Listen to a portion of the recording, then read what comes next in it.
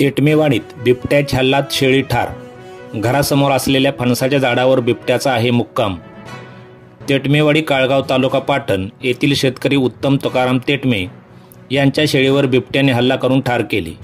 याबाबत सविस्तर माहिती अशी की सोमवार दिनांक 18 डिसेंबर रोजी उत्तम तेटमे हे नेहमीप्रमाणे आपल्या शेळ्या घेऊन डाग नावाच्या शिवारात चारण्यासाठी गेले होते.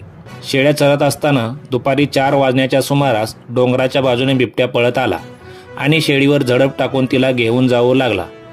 यावेळी उत्तम तेटमे व इतर शेतकऱ्यांनी मोठा आरडाओरडा केल्याने बिबट्याने शेळीला तेथेच टाकून डोंगराच्या दिशेने धूम ठोकली.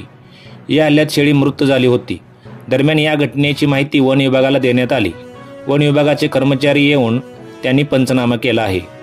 यावेळी उत्तम तेटमे यांनी सांगितले की मागील महिन्याभरात माझी एक शेळी 2 बोकड बिबट्याने लंपास केले असून माझे मोठे नुकसान झाले आहे. माझ्या घरासमोर असलेल्या फणसाच्या झाडावर बिबटे येऊन बसतात, त्यामुळे आम्हाला रात्री घराबाहेर पडण्यास खूप भीती वाटते. वन विभागाने बिबट्याचा बंदोबस्त करावा अशी मागणी येथील शेतकऱ्यांनी केली आहे.